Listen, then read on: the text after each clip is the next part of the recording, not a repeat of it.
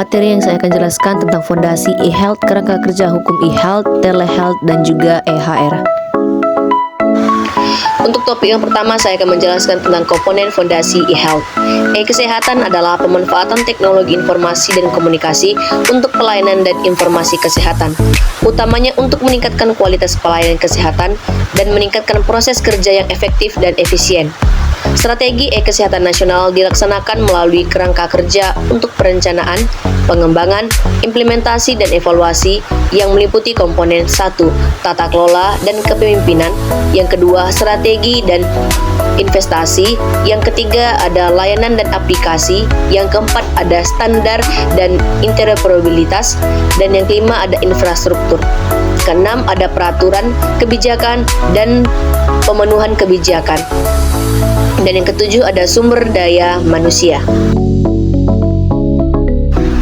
Materi selanjutnya ada prinsip hukum dan etika dalam penyelenggaraan e-health dan telehealth. Prinsip-prinsip dasar seperti hak pasien, kewajiban tenaga medis, dan standar pelayanan yang diatur dalam UU ini tetap berlaku untuk praktik kedokteran jarak jauh.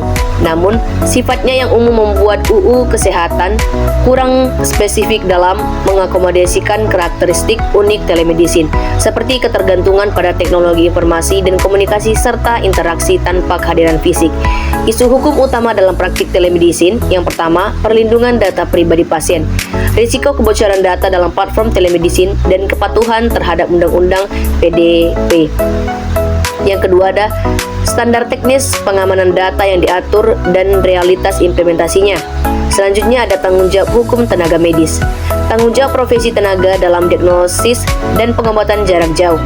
Selanjutnya, potensi malpraktik dan mekanisme penyelesaian sengketa hukum. Dan yang ketiga ada yuridiksi dan sanksi, yaitu analisis kelemahan dan celah hukum dan kekosongan regulasi. Topik selanjutnya yaitu ada konsep telehealth, telemedicine, dan implementasinya. Telehealth adalah telekomunikasi multiplatform yang dirancang untuk mempromosikan kesehatan yang berpusat pada pasien. Telehealth yang menggambarkan penggunaan teknologi. Telehealth termasuk komunikasi elektronik oleh penyedia layanan kesehatan untuk hanya menawarkan layanan klinis jarak jauh kepada pasien. Teknologi mencakup tautan audio dan video yang aman untuk kunjungan klinis jarak jauh, tindak lanjut, konsultasi ahli, manajemen pengobatan, manajemen penyakit akut dan kronis, serta banyak layanan klinis lainnya. Telehealth dapat mencakup telepon, ponsel, penggunaan situs web, media sosial, dan video interaktif dalam proses telehealth. Inovasi dalam telehealth telah meningkatkan perawatan yang berpusat pada pasien. Pelayanan telemedicine dilaksanakan oleh tenaga kesehatan yang memiliki surat izin praktik di Fasiankes penyelenggara. Pelayanan telemedicine sebagaimana dimaksud terdiri atas pelayanan dibagi menjadi 5. Yang pertama ada teleradiologi, merupakan pelayanan radiologi diagnostik dengan menggunakan transmisi elektronik image dari semua modalitas radiologi beserta data pendukung dari Fasiankes. Yang kedua ada teleelektrokardiografi, merupakan pelayanan elektrokardiografi dengan menggunakan transmisi elektronik gambar dari semua modalitas elektrokardiografi beserta data pendukung dari Fasiankes peminta konsultasi ke Fasiankes. Selanjutnya ada teleultrasonografi, merupakan pelayanan ultrasonografi obstetrik dengan menggunakan transmisi elektronik gambar dari semua modalitas ultrasonografi. Selanjutnya ada telekonsultasi klinis, merupakan pelayanan konsultasi klinis jarak jauh untuk membantu menegakkan diagnostik dan atau memberikan pertimbangan serta saran tata laksananya. Selanjutnya ada pelayanan konsultasi telemedicine lain sesuai dengan perkembangan ilmu pengetahuan dan juga teknologi. Topik selanjutnya ada fungsi dan struktur elektronik health record. Rekam medis elektronik adalah catatan digital komprehensif tentang riwayat kesehatan pasien. Rekam medis elektronik berisi semua informasi kesehatan pasien yang dapat diakses secara elektronik oleh penyedia layanan kesehatan. Rekam medis individu biasanya harus dapat diakses secara aman, secara daring oleh praktisi kesehatan yang terautentikasi dari berbagai sistem otomatis yang berada dan saling beroperasi dalam jaringan elektronik. Oleh karena itu, Agar electronic health record dapat mendukung fungsi ini, ada 5 komponen yang harus terpenuhi. Yang pertama, pengenal orang, pengenal fakultas, pengenal penyedia, informasi kesehatan, serta informasi administratif. Selanjutnya kita masuk kepada kasus yang pertama. Sebuah rumah sakit daerah ingin meningkatkan akses pelayanan kesehatan bagi masyarakat pedesaan yang jauh dari pusat kota. Manajemen rumah sakit berencana menggunakan telehealth untuk menyediakan edukasi kesehatan, konsultasi jarak jauh, dan pemantauan pasien dengan penyakit kronis. Apa yang dimaksud dengan telehealth dan bagaimana penerapannya dalam membantu masyarakat pedesaan dalam kasus tersebut? Di mana pembahasannya, telehealth adalah telekomunikasi multi-platform yang dirancang untuk mempromosikan kesehatan yang berpusat pada pasien. Dalam kasus ini, telehealth dapat membantu yang pertama, edukasi kesehatan. Masyarakat pedesaan bisa mengikuti penyuluhan kesehatan melalui video online. Kedua, konsultasi jarak jauh. Pasien dapat berkonsultasi dengan dokter tanpa harus datang ke rumah sakit. Dan yang ketiga, pemantauan pasien kronis. Kasus yang kedua, seorang pasien melakukan konsultasi telemedicine dengan dokter spesialis penyakit dalam terkait keluhan hipertensi. Konsultasi dilakukan melalui aplikasi video call dokter, memberikan resep obat, dan menyarankan pasien untuk kontrol ulang setelah 2 minggu. Namun dokter tidak pernah meminta tanda tangan atau persetujuan elektronik dari pasien terkait tindakan medis yang akan diberikan. Apa isu hukum yang muncul dalam kasus di atas? Di mana pembahasannya?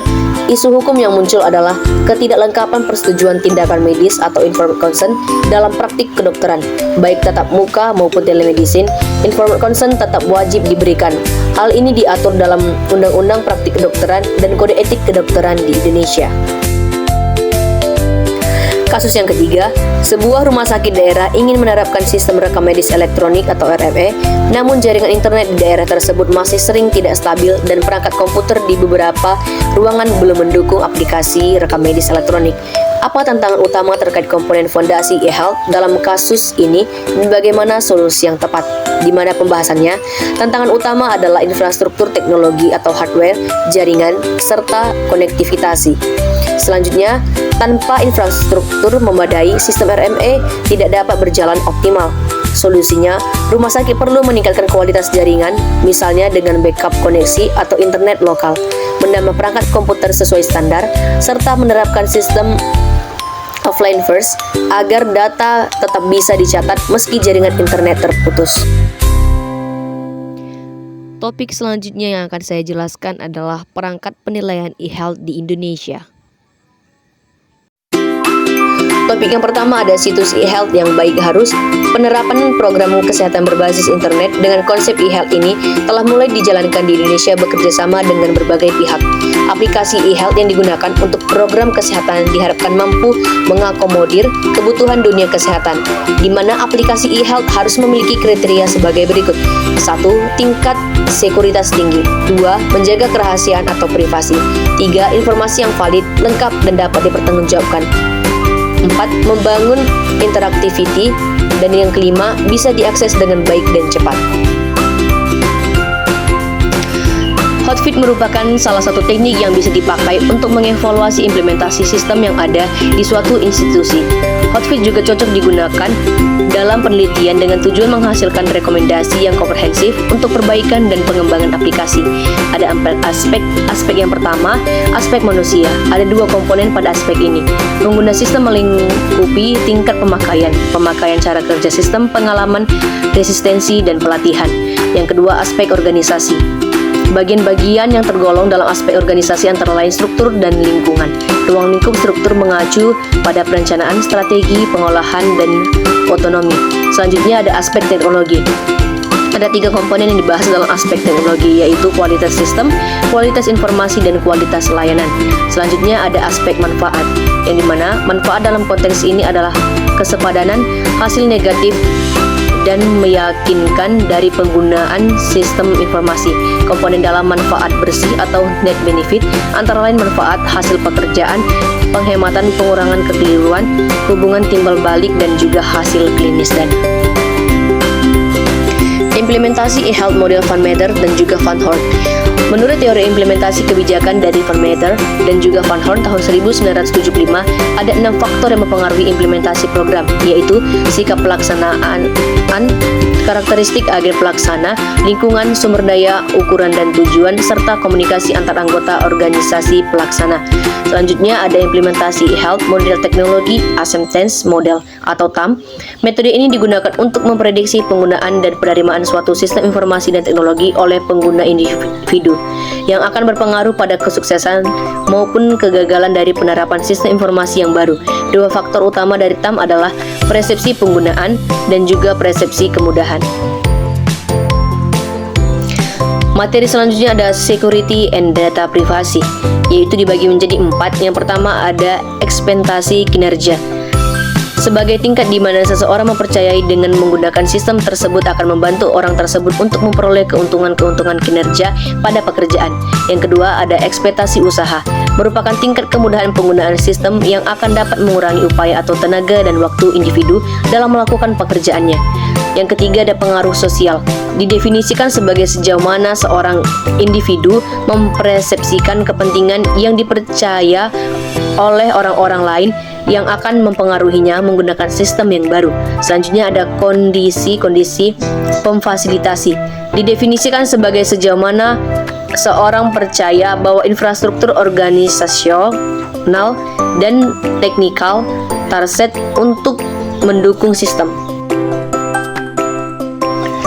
Kasus yang pertama, sebuah rumah sakit besar di Indonesia mengimplementasikan sistem e-health untuk meningkatkan pelayanan kesehatan berbasis digital. Sistem ini mencakup rekam medis elektronik, pendaftaran online, telemedicine, serta integrasi dengan BPJS. Namun dalam implementasinya muncul berbagai tantangan. Sebagai dokter, merasa sistem memperlambat pekerjaan karena harus input data manual. Berikan rekomendasi solusi dari masing-masing aspek hotfit agar implementasi e-health lebih efektif, di mana pembahasannya yang pertama memberikan pelatihan dan workshop kepada tenaga medis untuk membiasakan penggunaan RME.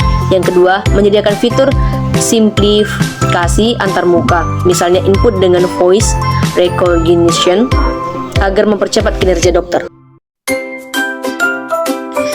Kasus yang kedua, sebuah rumah sakit besar di Indonesia menerapkan sistem elektronik health record untuk menyimpan data rekam medis pasien. Sistem ini dapat diakses oleh dokter, perawat, apoteker, dan bagian administrasi.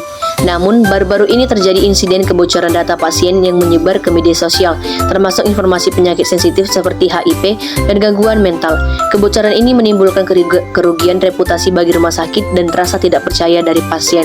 Jelaskan dampak kebocoran data pasien baik bagi pasien maupun bagi rumah sakit, di mana pembahasannya bagi pasien, kehilangan privasi misalnya status kesehatan yang sensitif diketahui publik, diskriminasi sosial atau di tempat kerja akibat informasi medis yang terbuka. Bagi rumah sakit, kehilangan kepercayaan publik dan reputasi, potensi tuntutan hukum dari pasien, serta kerugian finansial akibat denda atau kehilangan pasien. Kasus yang ketiga, pemerintah Indonesia melalui Kementerian Kesehatan meluncurkan program e-health nasional yang bertujuan untuk mempermudah masyarakat mengakses layanan kesehatan berbasis digital. Program ini mencakup rekam medis elektronik, telemedicine, sistem antrian online, serta aplikasi konsultasi kesehatan. Namun di beberapa daerah, implementasi program ini menemui berbagai kendala seperti infrastruktur internet yang belum merata, rendahnya literasi digital tenaga kesehatan dan masyarakat. Jelaskan bagaimana implementasi kebijakan e-health nasional tersebut jika dianalisis menggunakan model Van Meter dan Van Horn yang menekankan 6 variabel penting dalam implementasi kebijakan publik, yang dimana pembahasannya yang pertama ada standar dan tujuan kebijakan, yang kedua sumber daya, yang ketiga ada komunikasi antar organisasi, karakteristik badan pelaksana, kondisi sosial, ekonomi dan politik, serta disposisi atau sikap pelaksana.